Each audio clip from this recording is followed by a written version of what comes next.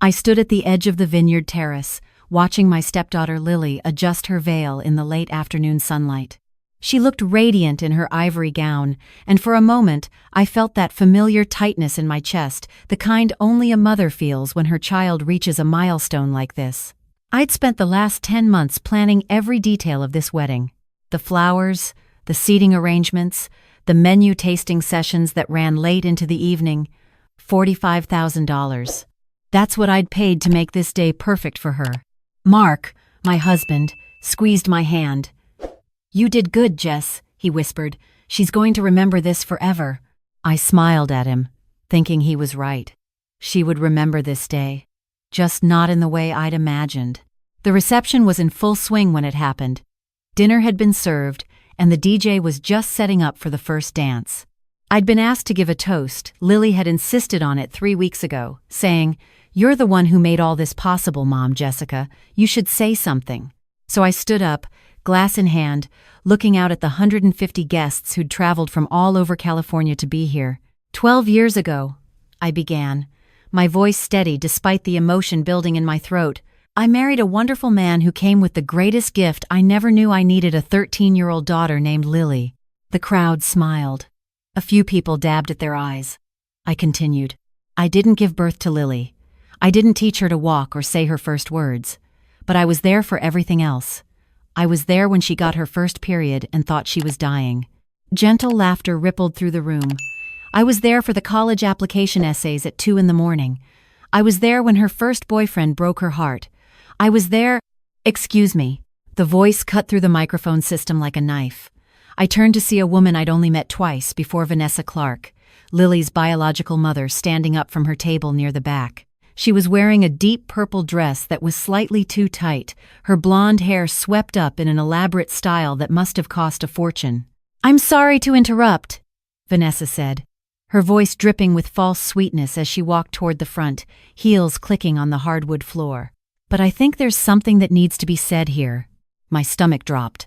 Mark half rose from his seat, his face darkening, but Lily reached out and put a hand on her father's arm, stopping him. Vanessa reached the microphone and gently took it from my hand. I was too stunned to resist. "Everyone here is listening to Jessica talk about raising my daughter," Vanessa said, her smile not reaching her eyes. "And don't get me wrong, I'm grateful that someone was there to help out. But let's be clear about something." She turned to face me directly. "I'm Lily's real mother. I carried her for 9 months. I gave birth to her. I raised her until she was 10 years old. Jessica here." She waved a hand dismissively in my direction. "She's been a wonderful helper. A very generous helper, clearly." She gestured at the elaborate wedding decorations. "But a helper nonetheless." The room had gone completely silent. I could feel every eye on me, watching my reaction. My face burned with humiliation. "Lily, sweetheart," Vanessa continued, turning to her daughter, "I know we've talked about this privately, but I think it's time you told everyone here who your real mother is." I watched my stepdaughter's face, saw the conflict there, the guilt, the confusion. She glanced at her new husband, Daniel, who looked horrified. Then she looked at me, and I saw something in her eyes I'd never seen before, a kind of cold distance. "Mom, Vanessa is right," Lily said quietly, but the microphone picked it up. "She is my real mother. She gave birth to me. That's what makes someone a real parent, isn't it?" The words hit me like a physical blow. I couldn't breathe, couldn't think. 12 years of bedtime stories and parent-teacher conferences and midnight emergency room visits and college tuition payments, all of it dismissed in one sentence. Mark stood up abruptly. "Lily, what the hell are you?" "Dad, please," Lily cut him off. "I'm just trying to be honest about the situation." I didn't wait to hear more. I set my champagne glass down on the nearest table and walked out of the reception hall, my heels clicking in the same rhythm Vanessa's had moments before. Behind me, I could hear confused murmuring, Mark calling my name, but I kept walking, through the French doors, across the manicured lawn, to where our car was parked. I sat in the passenger seat of Mark's Mercedes, staring at nothing, while the wedding I'd paid for, the wedding I'd planned, continued without me. It was close to midnight when Mark finally came to the car. His tie was loosened, his face haggard in the parking lot lights. "Jess, I'm so sorry," he said, sliding into the driver's seat. I don't know what the hell got into her. I tried to talk to her, but she and Vanessa left together about an hour ago. They're going to some after-party at Vanessa's hotel. I just nodded, unable to speak past the lump in my throat. We drove home in silence. Our house in Palo Alto felt enormous and empty when we walked in. Mark poured himself a scotch. I went upstairs to our bedroom and sat on the edge of the bed, still in my navy cocktail dress, trying to process what had just happened. My phone buzzed. A text from Lily. "I'm sorry if I hurt your feelings, but I needed to be honest. You've been great, but Vanessa is my mother. I hope you understand." I didn't respond. What could I possibly say? Over the next 3 days, I moved through the house like a ghost. Mark tried to talk to me, tried to get me to eat, but I felt hollowed out. 12 years.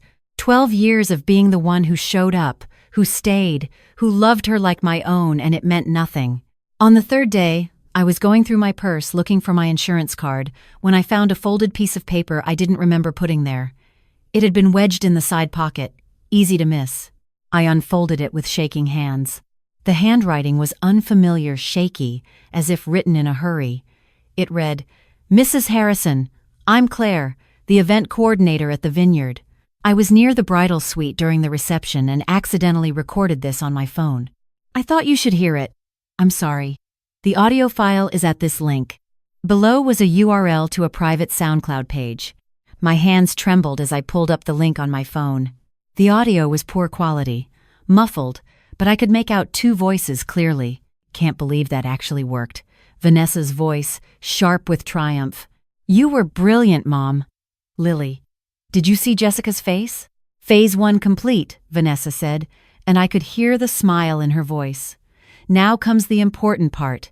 You need to start pulling away from Mark too. Gradually.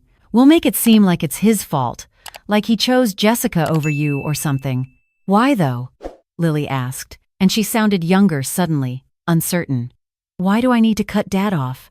"Because, sweetheart, your father has a $2 million estate. Properties, investments, retirement accounts. Right now, his will probably leaves most of it to Jessica if something happens to him. But if you can create enough distance, enough bad blood, he might change that will in your favor. And if he doesn't," Vanessa's voice dropped lower, harder to hear, "well, you're his daughter. You'll get something when he dies anyway, especially if that gold-digging stepmother of yours is out of the picture." "I don't know," Lily said hesitantly. "This feels wrong. Jessica paid for my college. She paid for this wedding. She's been nothing but good to me." "She paid for those things because she was trying to buy your love," Vanessa said smoothly. "Trying to replace me. But you and I both know that money doesn't make someone a real parent. Blood does. And I'm your blood, Lily. I'm the one who fought my demons to come back to you." "Doesn't that mean something?" There was a long pause. Then Lily said, so quietly I almost missed it, "Yeah, it does. Good girl. Now, give me 6 months. Maybe a year. We'll gradually get you to see Mark and Jessica less and less. And once you're properly set up financially well, you'll have me, your real mother. The one who actually loves you." The recording ended. I sat there on my bed, staring at my phone, feeling like the floor had dropped out from under me. Not just betrayed by my stepdaughter, which was devastating enough, but discovering that Vanessa was actively manipulating her, using her for money, planning to isolate her from her own father. Mark came into the bedroom and saw my face. "What's wrong? You look like you've seen a ghost." I played him the recording, watched his face go from confused to angry to absolutely furious. That calculating he couldn't even finish the sentence. "She's using our daughter. Using her like a pawn to get to our money. Our daughter doesn't realize it yet," I said quietly. "She thinks Vanessa genuinely came back because she loves her. She has no idea this is a con." Mark paced the room, running his hands through his graying hair. "We need to tell Lily. Play her this recording." "She won't believe it," I said. "You saw how she was at the wedding. Vanessa has spent the last 2 months love-bombing her, telling her everything she wants to hear. If we come at her with accusations and a recording, she'll think we're trying to drive them apart out of jealousy or spite. Then what do we do?" Mark demanded. "Just let Vanessa destroy our family?" I looked down at my phone. At the link Claire, the event coordinator, had sent me, a stranger had shown me more kindness than my own stepdaughter. But Lily wasn't evil. She was just lost, confused, manipulated by someone who knew exactly which emotional buttons to push. "We need proof that Vanessa has done this before," I said slowly, the plan forming as I spoke. "If Lily won't believe us about her own mother, maybe she'll believe evidence from other people Vanessa has scammed." The next morning, I hired a private investigator. His name was Robert Chen, and he came highly recommended by my friend Patricia, who'd used him during her messy divorce. I met him at a Starbucks in downtown San Jose and told him everything. "I need to know who Vanessa Clark really is," I said. "Her history, whether she's done this before, anything that might help my stepdaughter see the truth." Robert nodded, making notes on his tablet. "I'll start with basic background criminal records, past addresses, employment history. Then I'll dig deeper, look for patterns, financial records if I can access them. This'll take about a week, maybe 2. "Whatever it costs," I said. "I need this information." He called me 9 days later. "Mrs. Harrison, I think you should come to my office." When I arrived, Robert had an entire wall of his conference room covered in printouts, photographs, and timeline charts. It looked like something from a crime drama. "Vanessa Clark," he began, pointing to a photo of Lily's mother from about 15 years ago, "has a very interesting history. She's been married 4 times. Each marriage lasted less than 3 years. Each ended in divorce, with her receiving significant settlements or alimony." He pointed to another cluster of photos. "These are her children from previous relationships, 3 of them, 2 daughters and a son, all adults now, all from different fathers." "Wait," I said, my stomach sinking. "Lily has siblings?" "Half-siblings, yes, and here's where it gets interesting. About 7 years ago, Vanessa reconnected with her oldest daughter, Melissa, after 15 years of no contact. Used the same story, claimed she was clean, sober, wanted to make amends. Melissa let her back into her life." He pulled up a document. 6 months later, Melissa's grandmother died and left her $150,000.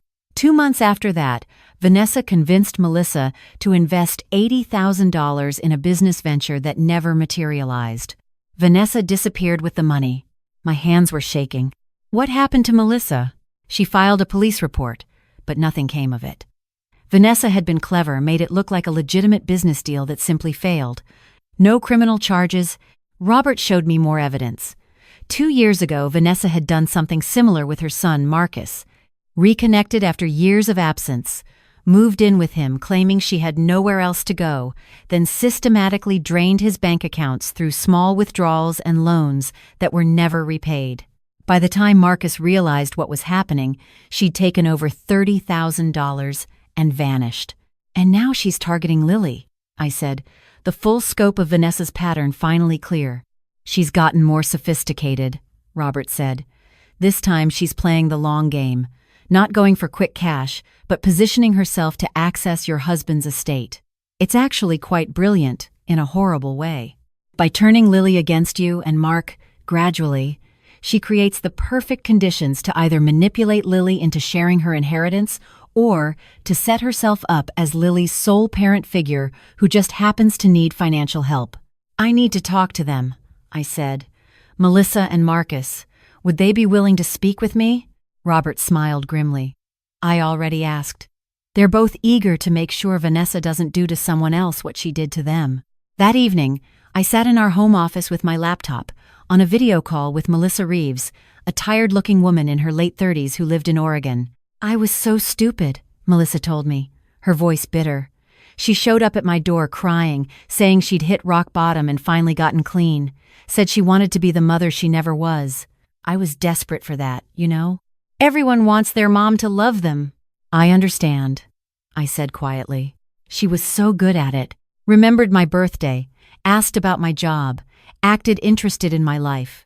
And then when Grandma Rose died and left me that inheritance, Vanessa suggested we go into business together. "A boutique," she said. She'd always dreamed of opening a boutique.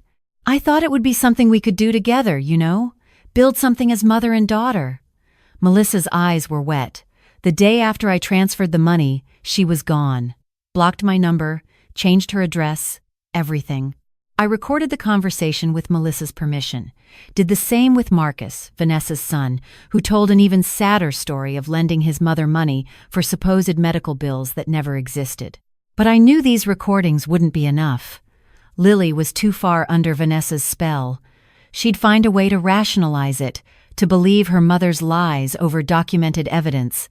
I needed Lily to discover the truth herself. Mark and I spent 2 agonizing weeks planning. He wanted to confront Vanessa directly, maybe even get a restraining order, but I convinced him that would only push Lily further away. She needs to see it with her own eyes, I said. She needs to overhear something she's not supposed to hear, something she can't explain away. We knew from Lily's social media that she and Vanessa had been meeting for lunch every Tuesday at a restaurant in Los Gatos, about 20 minutes from our house. The same restaurant, every week, at 12:30. On the 3rd Tuesday, I went there. I sat 3 tables away, behind a decorative screen of bamboo plants that partially hid me from view. I was pretending to read a book, but really, I was waiting. Vanessa arrived first, ordered a glass of white wine. Lily showed up 10 minutes later, looking radiant in a way that made my heart ache. She was talking about her honeymoon, about how wonderful Daniel was, and Vanessa was nodding and smiling in all the right places. Then Vanessa's phone rang. She glanced at the screen, and her expression changed, became sharper, more calculating. "I need to take this," she told Lily. "Business call. I'll be right back." She stepped outside onto the restaurant's patio, where she thought she had privacy. But I'd carefully chosen my table. From where I sat, I could see her through the window. And Lily, curious, had shifted in her seat to watch her mother through the same window. Vanessa answered the phone. "Marcus, I told you to stop calling me." "No, I don't have your money, and I'm not going to." "You know what? Go ahead and try. You'll never prove anything. I'm busy with an actual investment opportunity right now, one that's going to pay off big, so I don't have time for your whining." I watched Lily's face change as she heard her mother's voice rising, heard the callousness, the dismissiveness, saw her pull out her own phone, checking something. When Vanessa came back inside, all smiles again, Lily was quiet. "Everything okay, sweetheart?" Vanessa asked. "Who's Marcus?" Lily asked. Vanessa's smile froze for just a fraction of a second. "Oh, just an old acquaintance. Having some financial troubles, keeps asking me for loans." "Marcus Reeves?" Lily pressed. "Because I just Googled him. Marcus Reeves in Seattle. He's your son, which would make him my half-brother." The silence at their table was deafening. "Lily, I can explain. How many other kids do you have?" Lily asked, her voice shaking. "How many other families did you abandon?" I didn't hear Vanessa's answer. I was already leaving the restaurant, my heart pounding. I'd planted the seed. Now I had to trust that Lily would water it herself. That night, Lily showed up at our door. Her eyes were red from crying, and she was clutching her phone like a lifeline. "Is it true?" she asked me, her voice broken. "Did you know about Melissa and Marcus?" I invited her inside, made her tea, and then I showed her everything. The PI report, the recorded conversations with her half-siblings, the pattern of Vanessa's cons, and finally, the recording from her wedding day. Lily listened to her mother's voice, plotting to isolate her from Mark, to position herself to access the inheritance, and I watched my stepdaughter's heart break in real time. "She never came back because she loved me," Lily whispered. "She came back because she thought she could use me." I reached across the table and took her hand. "I'm so sorry, sweetheart." "You knew," Lily said, looking at me with tears streaming down her face. "You and Dad knew, and you didn't tell me." "We wanted to," Mark said gently. He'd been standing in the doorway, listening. "But we knew you wouldn't believe us. We knew you had to see it yourself." Lily covered her face with her hands. "I'm such an idiot.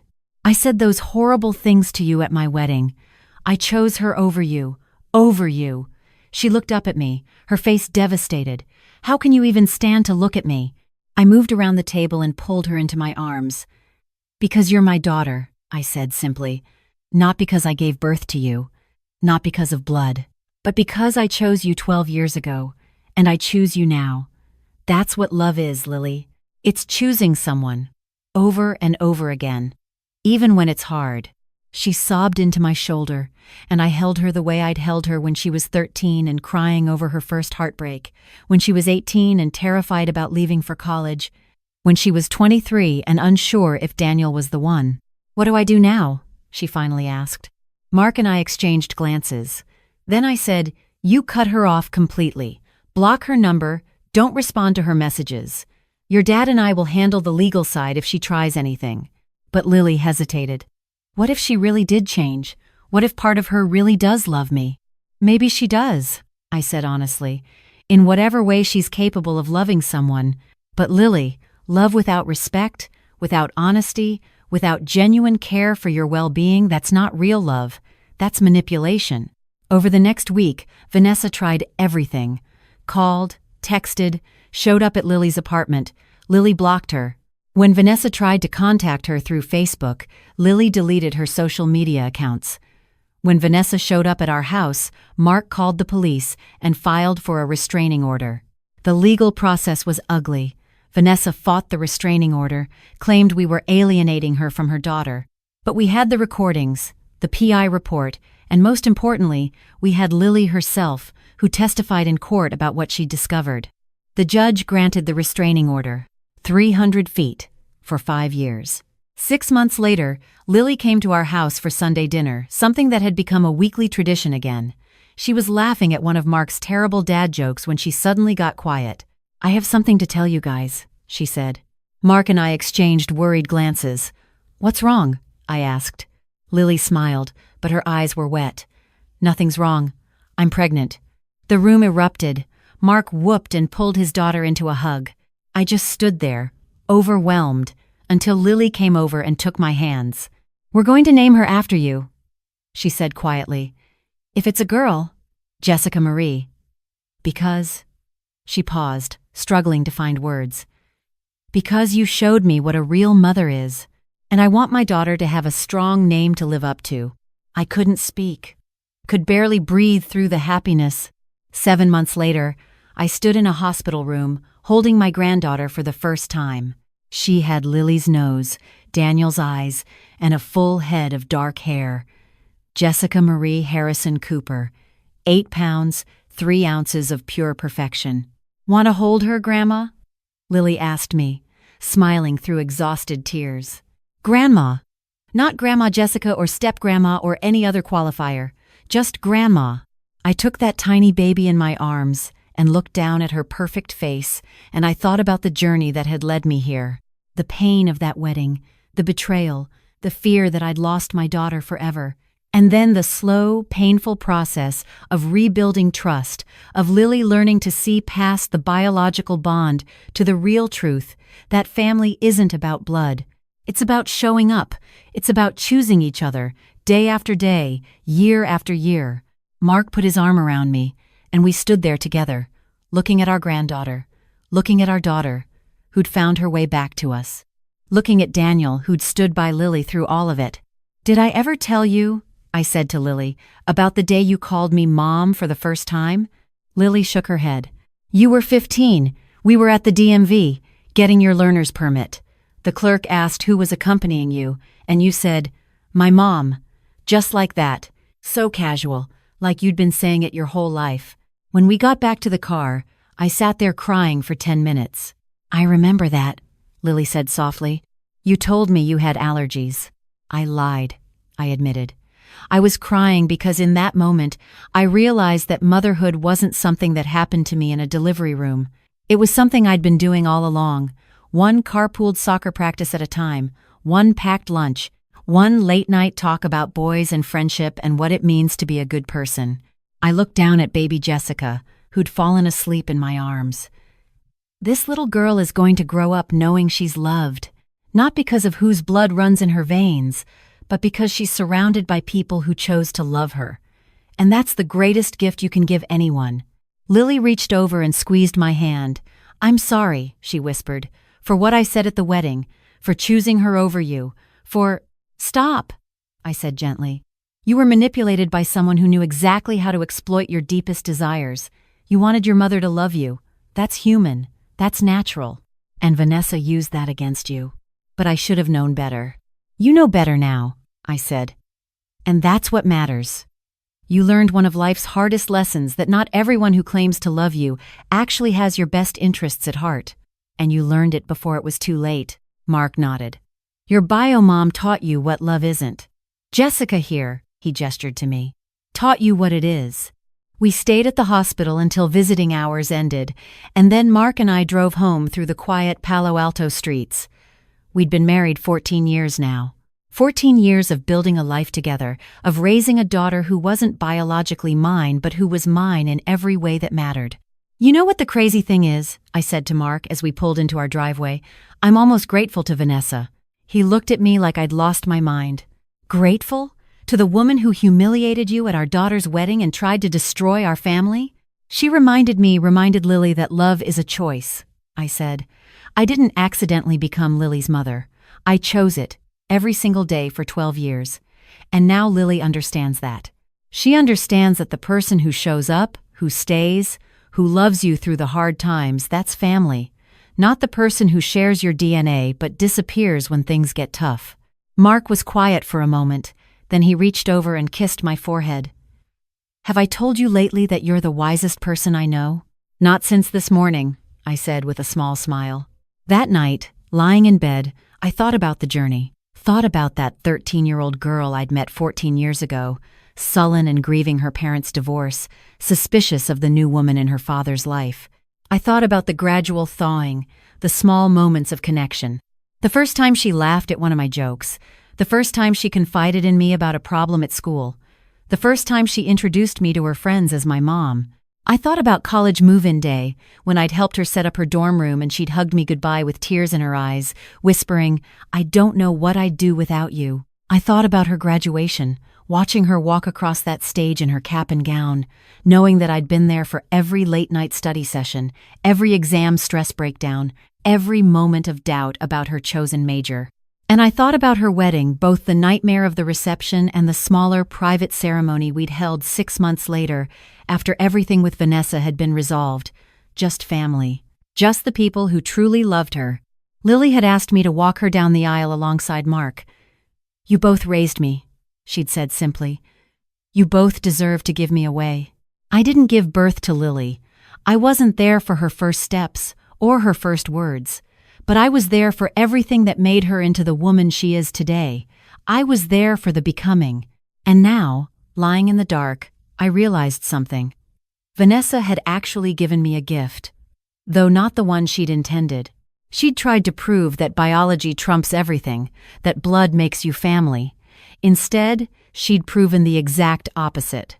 She'd shown Lily and everyone who knew our story that real parenthood, real family, real love has nothing to do with genetics and everything to do with showing up. I didn't need to give birth to Lily to be her mother. I just needed to love her, to choose her, to stay, even when it was hard, especially when it was hard. And in the end, that's exactly what I did.